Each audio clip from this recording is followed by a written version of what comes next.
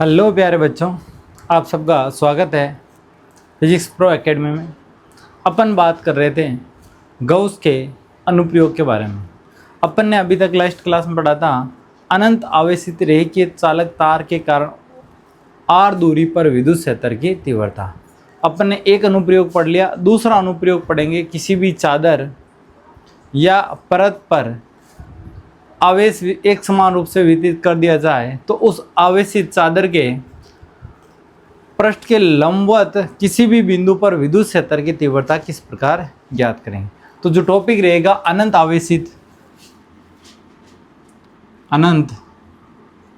क्षेत्रफल की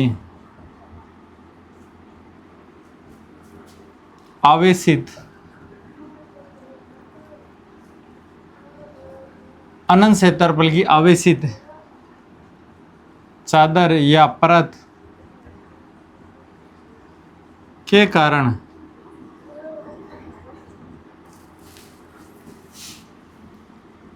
विद्युत क्षेत्र की तीव्रता। जो है ना, विद्युत क्षेत्र की डायरेक्शन की बात करें तो डायरेक्शन का तरीका एज इट इज वही रहेगा जो अपन ने रेखीय तार पर देखा था। डायरेक्शन के बारे में थोड़ा सा कॉन्सेप्चुअली बता देता हूँ, उसके बाद में परिमाण के बारे में बात करेंगे। डायरेक्शन का ज़्यादा पेपर में क्वेश्चन नहीं पूछा जाता है तो उस पर आपको फोकस नहीं करना है। अपन क्या लेके चलेंगे, यहाँ पर एक समतल चादर है, इस पर मैंने प्लस क्यू आवेश को एक समान रूप से वितरित कर दिया। एक समान रूप से क्या कर दिया, वितरित कर दिया। इस चादर के, जैसे ये चादर है, इसके लंबवत किसी भी बिंदु पर विद्युत क्षेत्र की दिशा ज्ञात कर सकते हैं अपन, या उसका परिमाण ज्ञात कर सकते हैं। तो मैंने मान लिया चादर के किसी भी बिंदु O, यहाँ पर चादर का एक छोटा सा बिंदु ले लिया ऊपर O से लंबवत r दूरी पर स्थित बिंदु P पर, यहाँ पर कितनी दूरी रख दी, r दूरी पर स्थित बिंदु P पर विद्युत क्षेत्र की दिशा ज्ञात करेंगे। क्या ज्ञात करेंगे, विद्युत क्षेत्र की दिशा ज्ञात करें। और विद्युत क्षेत्र की दिशा ज्ञात करने के लिए y दूरी ऊपर और y दूरी नीचे एक अल्पांश क्षेत्रफल लेंगे। क्या लेंगे, अल्पांश क्षेत्रफल लेंगे, जिन पर आवेश क्या होगा, समान होगा। आवेश क्या होगा, समान होगा। अल्पांश क्षेत्रफल इक्वल होगा तो आवेश का मान भी क्या होगा, समान होगा। और बिंदु P से उनकी दूरी भी क्या रहने वाली है, समान रहने वाली। बिंदु P से दूरी भी क्या रहेगी, समान। तो एक के कारण विद्युत क्षेत्र E1 उत्पन्न होगा, दूसरे कारण क्या हो जाएगा, E2। दोनों आवेश परिमाण में समान होंगे। क्यों होंगे, क्योंकि आवेश समान है। आवेश से अल्पांश से बिंदु P की दूरी भी क्या समान है। तो उस कंडीशन में इसका डायरेक्शन सीधी कर लेता हूं मैं थोड़ा सा।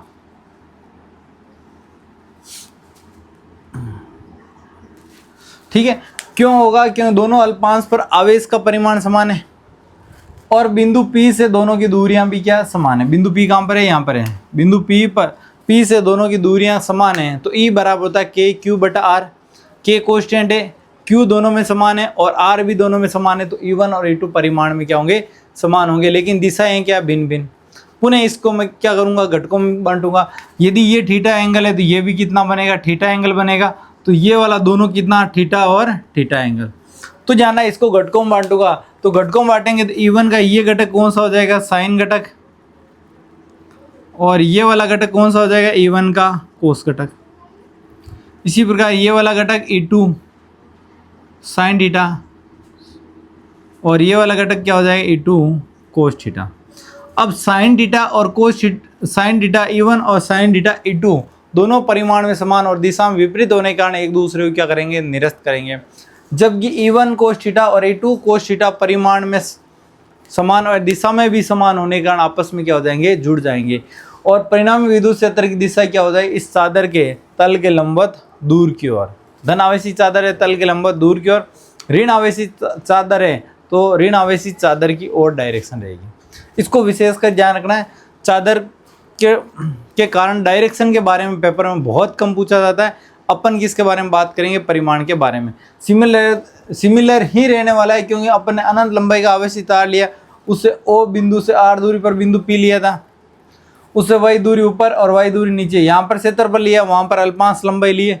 बाकी करने का तरीका कुछ भी चेंज नहीं, एज इट इज लैंग्वेज है, एज इट इज पूरा का पूरा कॉन्सेप्ट रहेगा।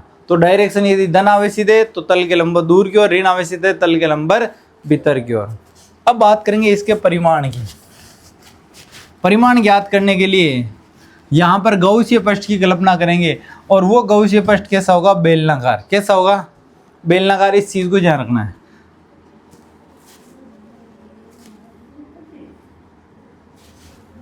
ये मैंने एक चादर ले ली जिस पर एक समान रूप से आवेश वितरित कर दिया।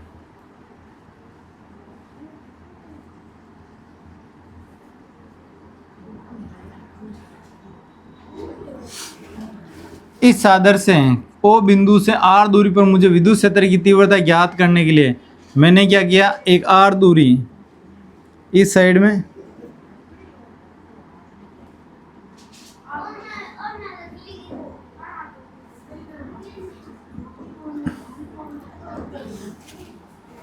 तो जानना एक अनंत लंबाई की, अनंत क्षेत्रफल की आवेशित चादर है, उसके किसी भी बिंदु ओ से आर दूरी पर, आर दूरी जानना, ये कोई चादर है, मान लो ये कोई चादर है, ये चादर है मान लो, इस चादर पर एक समान रूप से आवेश वितरित करते हैं, तो इस चादर के तल के लंबवत इधर भी आर दूरी पर और इधर भी आर दूरी पर विद्युत क्षेत्र की तीव्रता समान होगी।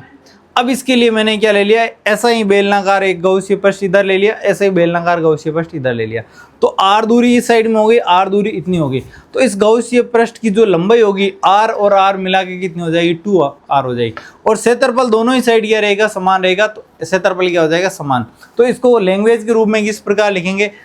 एक अनंत लंबाई की आवेशित चादर है, उस पर 2r लंबाई, यानी r इधर, आर ये लंबाई हो जाएगी और आर ही क्या हो जाएगी? बीच वाली, ये वाली 2r लंबाई, तथा इसका अनुप्रस्थ काट क्षेत्रफल कितना माना? a इधर हो जाएगा, a इधर हो जाएगा, तो 2r लंबाई तथा a अनुप्रस्थ काट क्षेत्रफल का एक गौसीय बेलनाकार पृष्ठ की कल्पना करते हैं। इस गौसीय पृष्ठ के भीतर जो आवेश रहेगा, इसके भीतर इसको मैंने मान लिया q आवेश है। कितना मान लिया? q आवेश है।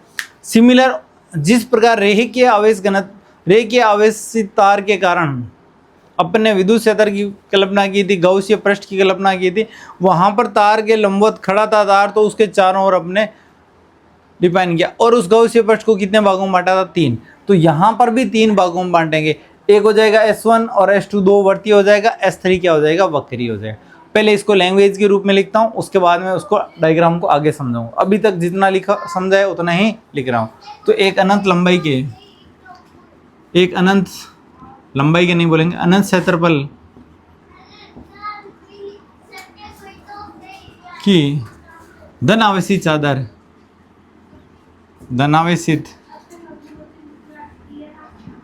चादर या परत के लंबवत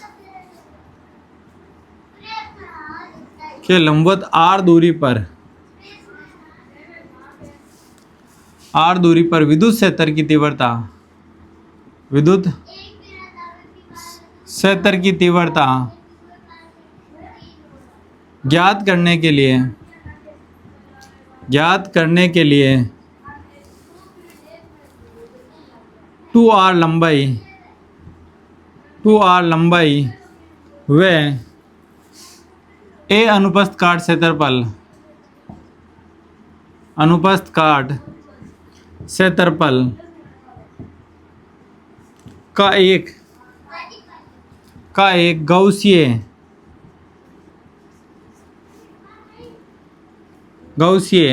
बेलनाकार पृष्ठ की कल्पना करते हैं। गौसीय बेलनाकार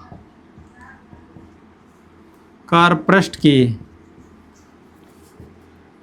कल्पना करते हैं।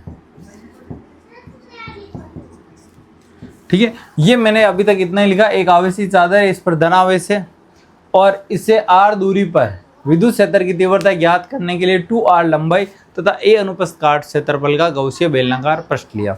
अब इस पृष्ठ को 3 भागों में बांटेंगे। ये भाग मैंने मान लिया S1 भाग है, ये भाग कौन सा हो जाएगा? S2 हो जाएगा, और ये भाग हो जाएगा S3। तो जाना S1 और S2 दोनों कैसे भाग है? वर्तीय भाग है, और S3 कैसा? वक्रीय भाग। S3 कैसा भाग है?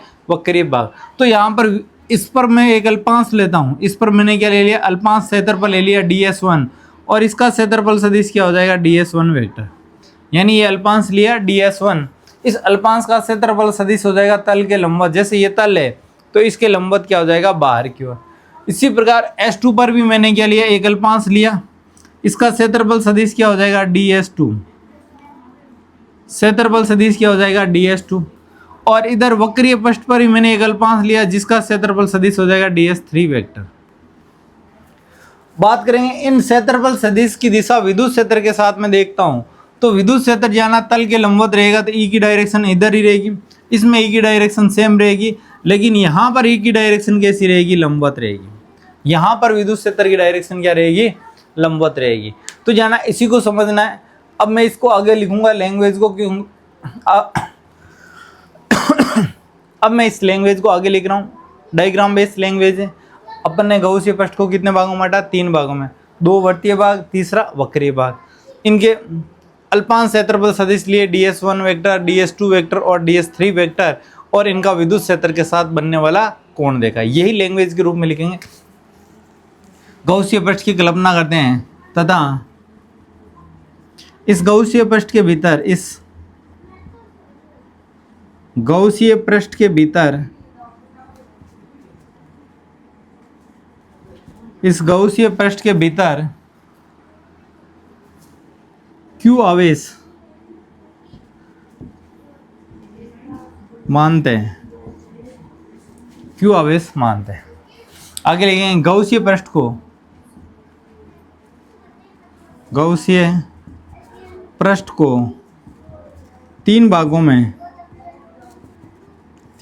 में बांटते हैं। S1 व S2 2 वक्रीय भाग, 2 वर्तीय भाग हो जाएंगे, वर्तीय भाग, व S3 वक्रीय भाग है, वक्रीय भाग है।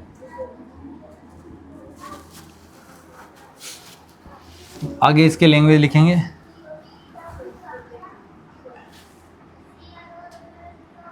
इन पृष्ठों के, इन पृष्ठों के क्षेत्रफल सदिश, क्षेत्रफल सदिश की दिशा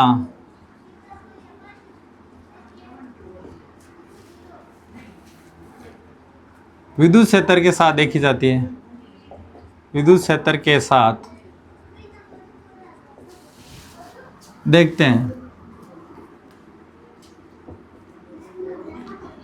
यानी इन पृष्ठों का जो क्षेत्रफल सदिश होगा उनकी दिशा विद्युत क्षेत्र के साथ देखेंगे तो S1 के साथ 0 डिग्री एंगल बन रहा है, S2 के साथ में 0 डिग्री एंगल, और S3 के साथ में कितना बनेगा, 90 डिग्री का एंगल। अब यहाँ पर क्या लिखेंगे, गौस के नियम से, गौस के नियम से। बच्चों एक चीज़ विशेष कर जानना, जो लैंग्वेज में बता रहा हूँ, ये जो लिख रहा हूँ, ये इसी बेस पर है। आप अपनी भाषा में अपने समझ के अनुसार भी लैंग्वेज लिख सकते हो, इसमें कोई करेक्शन या कोई गलती नहीं होगी। आप इसको अपनी तरफ से जिस तरह से आप रिप्रेजेंट करना चाहो, इसको बताना चाहो, उस तरह से आप लिख सकते हो। बेसिकली इस चीज़ का जानना, सीक्वेंस थोड़ा सा मैचिंग होना चाहिए।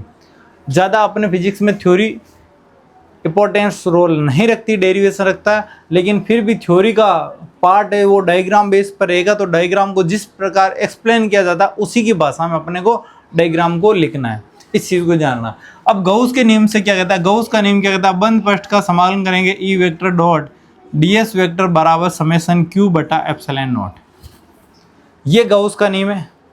अब जाना इस गौस के नियम में क्षेत्रफल सदिश और विद्युत क्षेत्र के लिए यहाँ पर 3 अलग अलग डायरेक्शन है, तो मैं इसको 3 भागों में बांट दूंगा। बंद पृष्ठ का समाकलन करेंगे S1 E vector dot ds1 plus बंद पृष्ठ का समाकलन करेंगे S2 E vector dot ds2 plus बंद पृष्ठ का समाकलन करेंगे S3 E vector dot ds3 vector बराबर एज इट इज लिख दूँ समेशन q बटा एप्सिलॉन नॉट।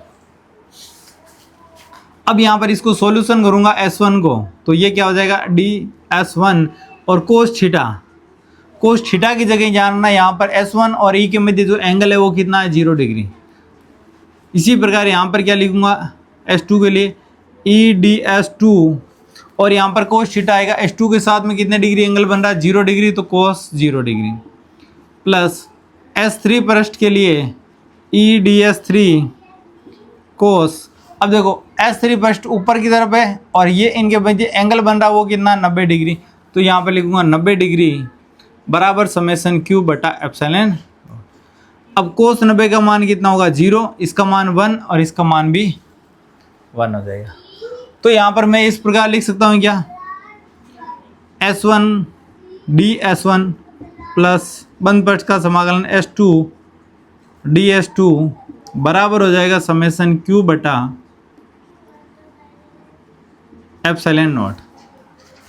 अब जाना ई दोनों में कोष्टेंट तो बाहर आ जाएगा, ई दोनों में ही कोष्टेंट है तो क्या हो जाएगा बाहर आ जाएगा, ई बाहर लेंगे। यहाँ पर हो जाएगा बंद पृष्ठ का समाकलन S1 के लिए DS1, यहाँ पर S2 के लिए S3 तो 0 हो गया, जानना है S3 क्या हो गया 0, ई बाहर आ जाएगा और यहाँ पर हो जाएगा S2 बराबर समेसन Q बटा एप्सिलॉन नॉट।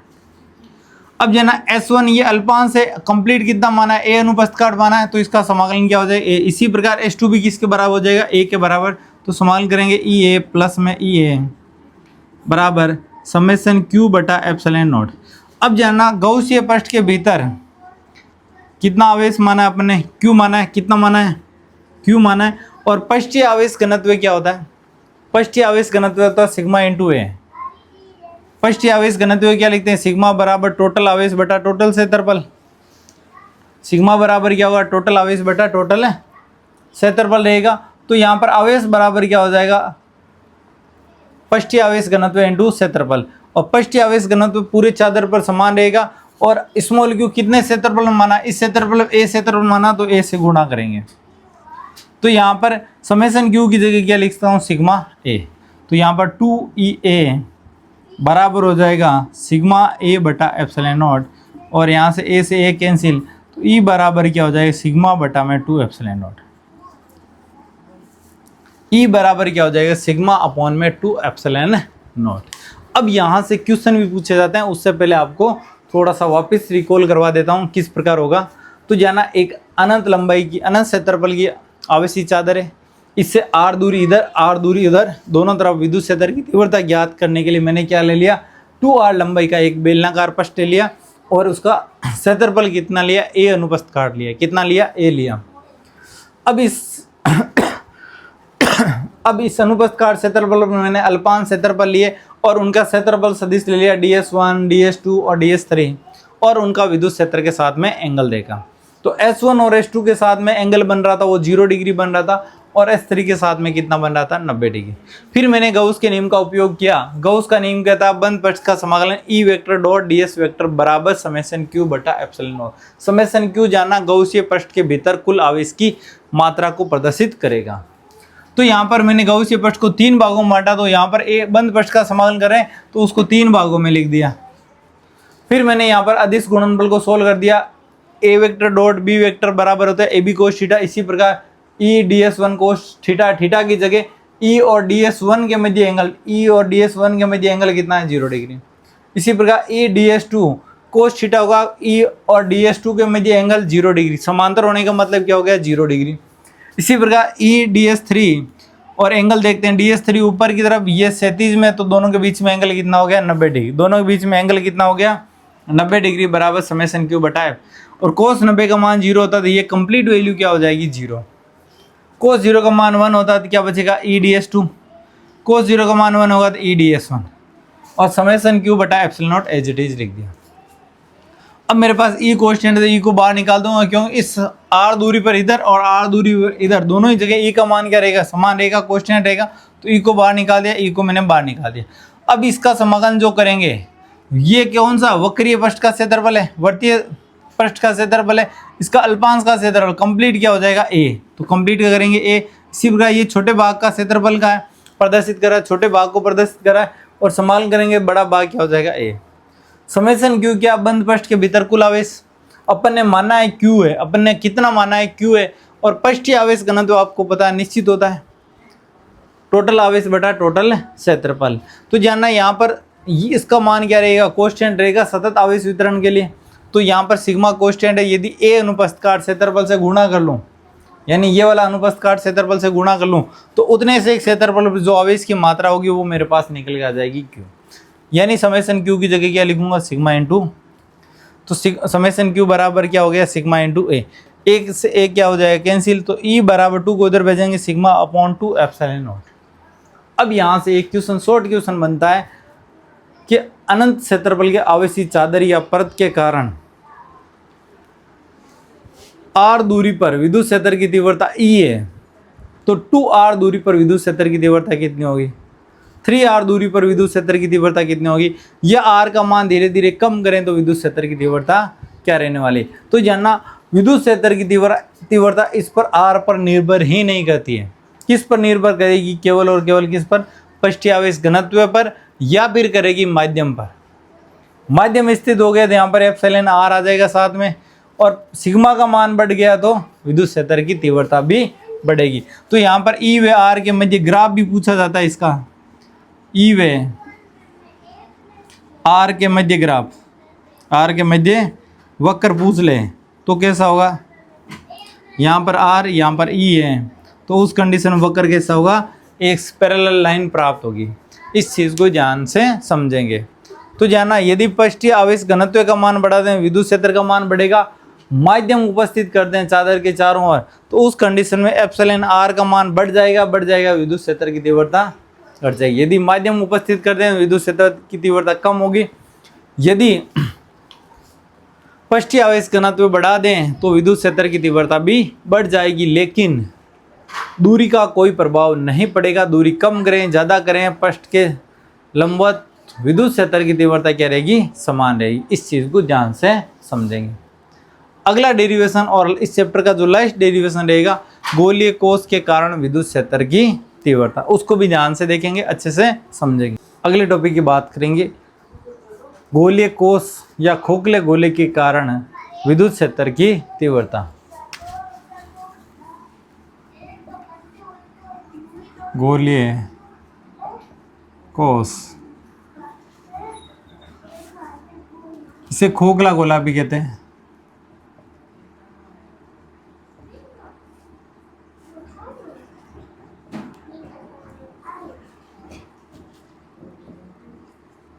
कारण विद्युत क्षेत्र की तीव्रता।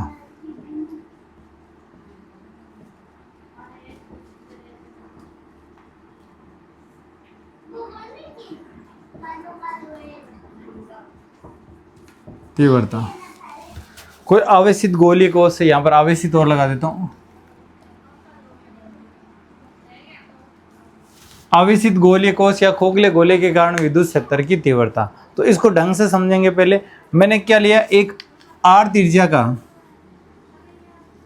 ये आर कौन सी, कैपिटल आर त्रिज्या का, कैपिटल आर त्रिज्या का एक खोखला गोला लिया। ये चालक भी हो चाहे कुचालक हो, दोनों खोखले गोले में कुछ भी हो सकता है, तो दोनों के लिए सेम डेरिवेशन रहेगा, क्योंकि जो चालक गोला होगा उस पर भी आवेश संपूर्ण पृष्ठ पर एक समान रूप से वितरित होता है, और कुचालक गोला होगा तो उस पर जहाँ पर आवेश स्थित कर दें वहीं पर आवेश स्थिर रहता है। तो यहाँ पर चालक और अचालक दोनों के लिए काम आएगा, सेम डेरिवेशन रहेगा। चालक बोल दे या फिर अचालक गोले के लिए बोल दे, दोनों के लिए सेम डेरिवेशन रहने वाला है। तो इस गोले के ऊपर एक समान आवेश, धन आवेश वितरित कर दिया, इस गोले के ऊपर एक समान रूप से धन आवेश वितरित कर दिया गया है, धन आवेश वितरित। इस गोले के केंद्र से आर दूरी, केंद्र मैंने ओ मान लिया, आर दूरी पर विद्युत क्षेत्र की तीव्रता ज्ञात करें। आर दूरी पर विद्युत क्षेत्र की तीव्रता, आर दूरी गोले के बाहर भी हो सकती है, गोले के सतह पर भी हो सकती है, गोले के भीतर भी हो सकती है। तो तीन कंडीशन पर अपन विद्युत क्षेत्र की तीव्रता ज्ञात करेंगे। जब आर स्मॉल आर दूरी है वो गोले के बाहर स्थित हो या कैपिटल आर से क्या हो, बड़ी हो, उस कंडीशन में विद्युत क्षेत्र की तीव्रता क्या होगी, गोले की सतह पर रहेगी तब विद्युत क्षेत्र की तीव्रता क्या होगी, या गोले के भीतर रहेगी तो विद्युत क्षेत्र की तीव्रता क्या होगी। तो यहाँ पर जानना, सबसे पहले अपन इसकी लैंग्वेज लिखेंगे। तो लैंग्वेज क्या हो जाएगा, एक कैपिटल आर त्रिज्या का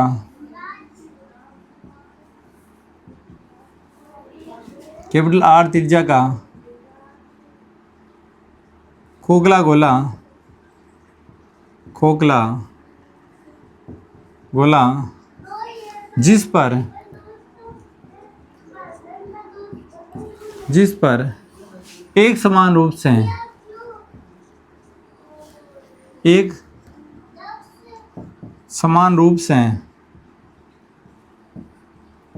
जिस पर एक समान रूप से धन आवेश वितरित किया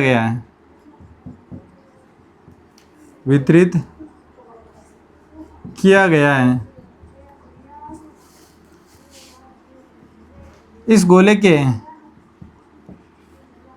केंद्र से r दूरी पर, स्मॉल r लिखेंगे, स्मॉल r दूरी पर विद्युत क्षेत्र की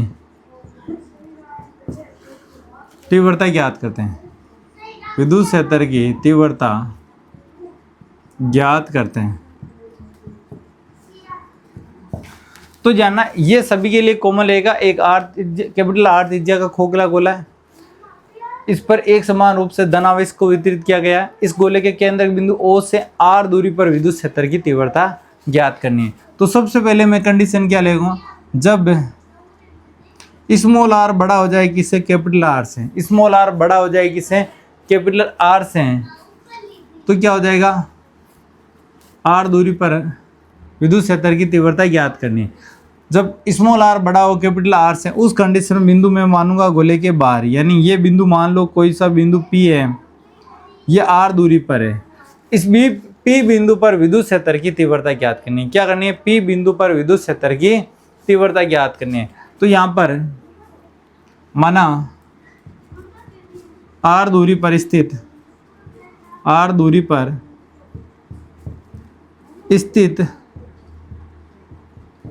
बिंदु P पर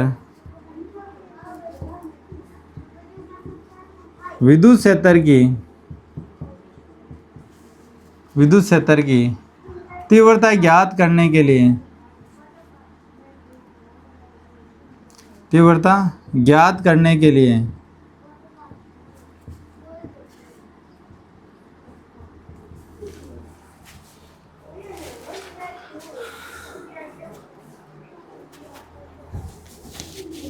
इस गोले को मैं साइड में बना रहा हूं, ठीक है, यहां पर बना रहा हूं। ये मैंने एक R त्रिज्या का गोला बना दिया, कैपिटल R त्रिज्या का, जिसका केंद्रक बिंदु ये रहेगा कैपिटल R। इस पर एक समान रूप से आवेश वितरित कर दिया, ठीक है। इससे R दूरी पर बिंदु ये P हो जाएगा, R दूरी पर बिंदु हो जाएगा P। इस पर विद्युत क्षेत्र की तीव्रता ज्ञात करने के लिए स्मॉल r रेडियस का एक गौसीय बेलनाकार पृष्ठ की कल्पना करेंगे। किसकी कल्पना करेंगे, गौसीय बेलनाकार पृष्ठ की कल्पना करेंगे,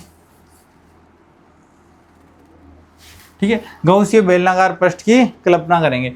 इस पृष्ठ पर एक अल्पांश लूंगा मैं, अल्पांश क्षेत्रफल dA लूंगा। इसका क्षेत्रफल सदिश क्या हो जाएगा, dA वेक्टर हो जाएगा। इसका क्षेत्रफल सदिश क्या हो जाएगा, dA वेक्टर।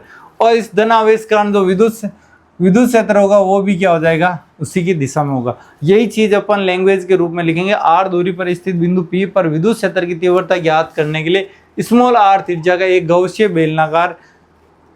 गोलाकार पृष्ठ की कल्पना करेंगे। तो यहाँ पर ज्ञात करने के लिए स्मॉल r त्रिज्या का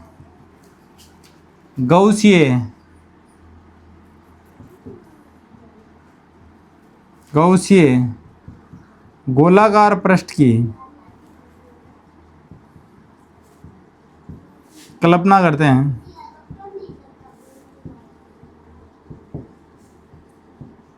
हैं। इस पृष्ठ पर अल्पांश क्षेत्रफल dA लेते हैं, जिसका क्षेत्रफल सदिश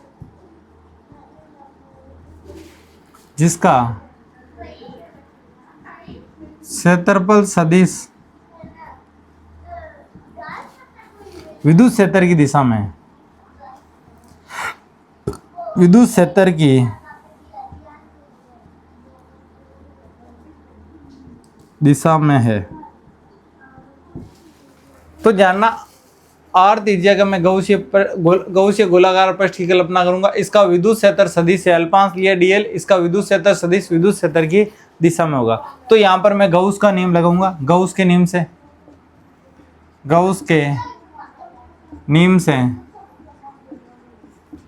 गौस का नियम क्या कहता है?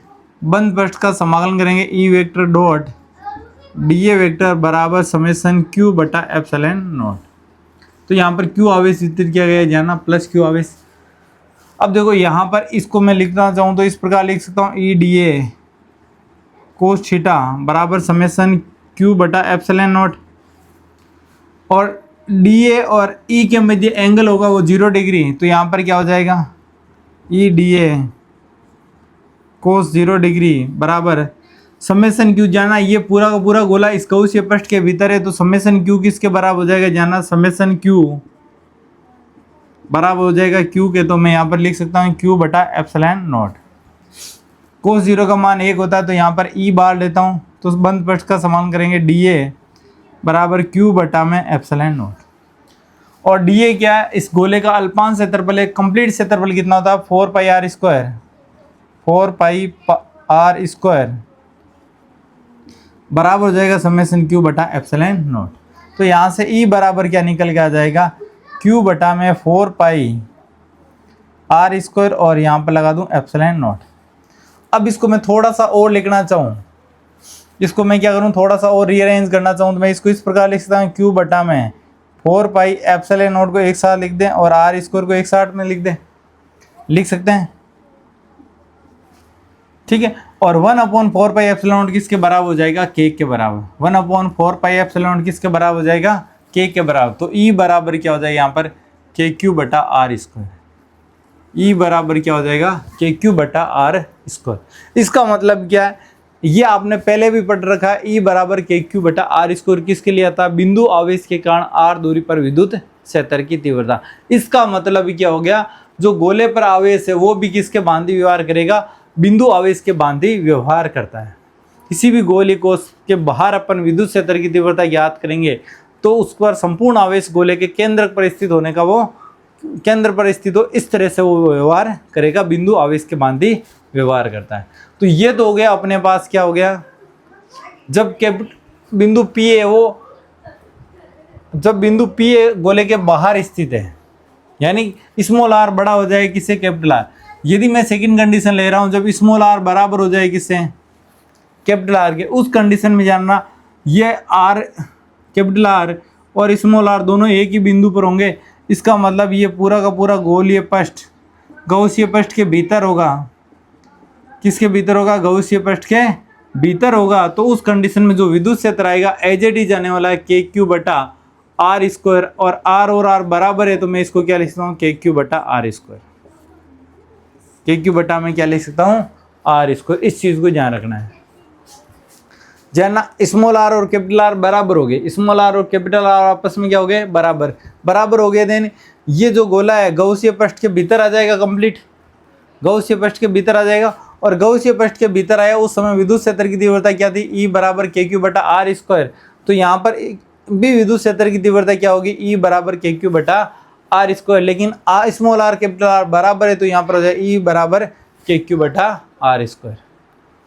ठीक है, इस चीज को जानना। अगला जो लास्ट रहेगा थर्ड पॉइंट, स्मॉल आर छोटा हो जाए किससे? Capital R. उस कंडीशन में ये मेरे पास हो गया कैपिटल आर, यहाँ पर प्लस आवेश वितरित है,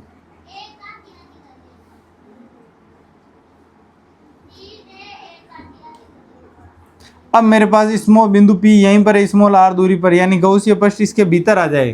कहाँ आ जाए? गोले के भीतर। तो उस कंडीशन में जानना गौसीय पृष्ठ के भीतर, गौसीय पृष्ठ के भीतर विद्युत क्षेत्र, गौसीय पृष्ठ के भीतर आवेश बोलते हैं, आवेश का मान 0 होता है। इसका मतलब समेशन क्यू का मान क्या हो जाएगा? 0। जब समेशन क्यू का मान 0 हो जाएगा तो अपन बंद पृष्ठ का समाकलन करते हैं E vector dot D A vector बराबर समेशन क्यू बटा एप्सिलॉन नॉट। तो जाना ये 0 होगा, इसका मतलब विद्युत क्षेत्रफल 0 हो नहीं सकता, तो 0 क्या हो जाएगा, विद्युत क्षेत्र। है ना, बंद पृष्ठ का समान करें, E vector dot D A vector बराबर समेशन क्यू बटा एप्सिलॉन। समेशन क्यू का मान 0, इसका मतलब पूरा का पूरा मान 0 हो गया, तो क्षेत्रफल 0 हो नहीं सकता, तो 0 क्या होगा, विद्युत क्षेत्र। तो गोलीय पृष्ठ के भीतर विद्युत क्षेत्र का मान क्या होगा, 0 होगा। इस चीज को ध्यान रखना है। तो वापस देख लो, ये डेरिवेशन भी पेपर में पूछा जाता है, जब भी पूछा जाएगा गोलीय कोश के बाहर, सतह पर और भीतर। आपको एक को कंप्लीट करना पड़ेगा, दूसरे और तीसरे को आप शॉर्ट फॉर्म में लिख सकते हो। तो जानना गोलीय कोश चाहे चालक हो चाहे अचालक हो, ठीक है। एक कैपिटल आर दीजिएगा, गोला लिया, उस पर एक समान रूप से धन आवेश वितरित कर दिया। एक समान रूप से मैंने क्या कर दिया, धन आवेश वितरित कर दिया। इस गोले के केंद्र बिंदु O से R दूरी पर मुझे क्या ज्ञात करना, विद्युत क्षेत्र की तीव्रता। अब ये R बिंदु कहीं पर भी हो सकता है, गोले के बाहर हो सकता है, गोले के सतह पर हो सकता है, या गोले के अंदर किसी भी बिंदु पर हो सकता है। तो मैंने 3 कंडीशन पॉसिबिलिटी बन सकती है, तो तीनों लिए। सबसे पहले गोले के बाहर, उसके बाद में गोले के सतह पर, तीसरा गोले के अंदर। तो सबसे पहले मैंने गोले के बाहर ली, इसका मतलब स्मॉल r बड़ा हो गया किसे, कैपिटल R से।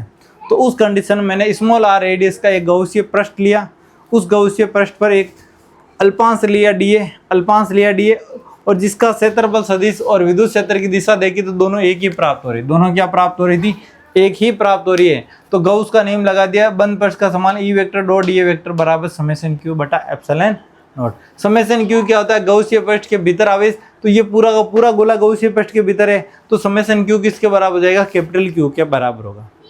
समेशन क्यू किसके बराबर हो जाएगा, कैपिटल क्यू के। तो यहाँ पर जब सोल्व करते हैं, अदिश गुणनफल है E D A cos theta बराबर समेशन क्यू बटा एप्सिलॉन नॉट, और समेशन क्यू की जगह क्या लिखूंगा, क्यू। क्यों लिख रहा हूँ, क्योंकि पूरा का पूरा गोला किसके अंदर है, गौसीय पृष्ठ के भीतर। तो समेशन क्यू किस में हो गया, क्यू में। अब यहाँ पर थीटा किसके में एंगल होगा, ई और डी ए दोनों एक ही दिशा में, थीटा 0, थीटा क्या हो गया 0।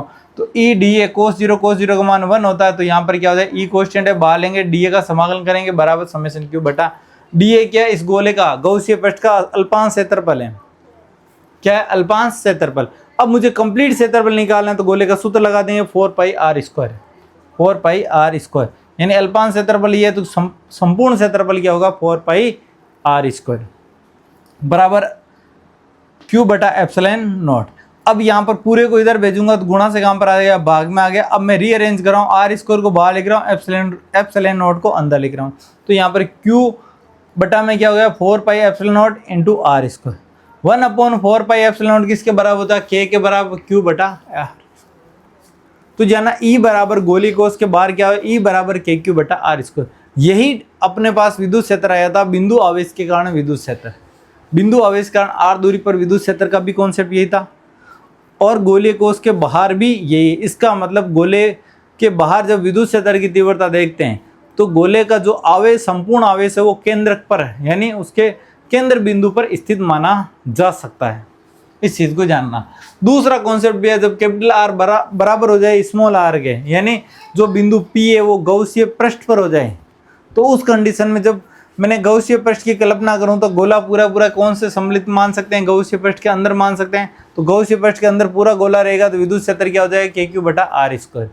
स्मॉल r कैपिटल R बराबर है, तो E बराबर KQ बटा r² लिख सकते हैं। E बराबर क्या लिख सकते हैं, KQ बटा r² लिख सकते हैं। इसी प्रकार गोलीय कोश के भीतर विद्युत क्षेत्र की तीव्रता पूछ लें, तो जना गोलीय कोश ये गोला है, इसके भीतर ये गौसीय पृष्ठ है।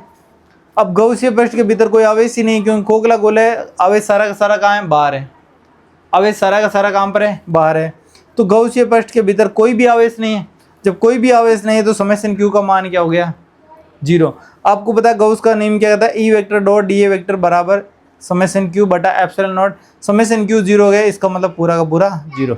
अब पूरा का पूरा 0 कब हो सकता है, ई 0 या फिर डी ए 0, या इनके मध्य एंगल 90 डिग्री हो। अब गोले के अंदर एंगल 90 डिग्री होगा नहीं, दिशा समान है, थीटा बराबर क्या होगा, 0 ही होगा। तो उस कंडीशन में क्षेत्रफल 0 नहीं होगा, तो 0 क्या होगा, विद्युत क्षेत्र। क्या होगा, विद्युत क्षेत्र। ये पेपर में बहुत बार क्वेश्चन पूछा गया है, गोलीय कोश के भीतर विद्युत क्षेत्र का मान क्या होता है, तो वो होता है 0। अगले चैप्टर में अपन गोलीय कोश के भीतर विभव का मान पढ़ेंगे, वो प्राप्त होगा हमें नियत। इस चीज को जानना, यहाँ पर क्वेश्चन पूछा जाता है। इसका वक्र देखते हैं। अब वक्र कैसा बनेगा, ई व आर के मध्य,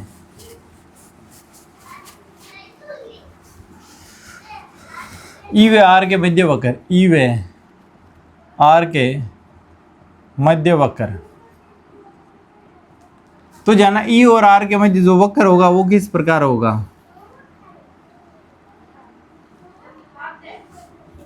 ठीक है, ये आर हो गया, ये ई हो गया। अब देखो जब तक कैपिटल आर तक नहीं पहुंचे तब तक विद्युत क्षेत्र क्या रहेगा, शून्य। इसका मतलब मैंने मान लिया यहाँ पर कैपिटल आर है, यहाँ पर क्या है कैपिटल आर, तो यहाँ तक तो विद्युत क्षेत्र क्या रहेगा, शून्य रहेगा। यहाँ तक क्या रहेगा, शून्य। जैसे आर पर पहुंचेगा विद्युत क्षेत्र क्या हो जाएगा, ई बराबर के क्यू बटा आर स्क्वायर। तो यहाँ पर विद्युत क्षेत्र का मान कुछ ना कुछ प्राप्त हो जाएगा इस प्रकार, यानी आर पर विद्युत क्षेत्र का मान, ठीक है, लाइन सीधी मान लेना, ये विद्युत क्षेत्र ई का मान हो गया है, ई बराबर क्या हो जाएगा, के क्यू बटा आर स्क्वायर। ये ई का मान जानना मैक्सिमम रहेगा।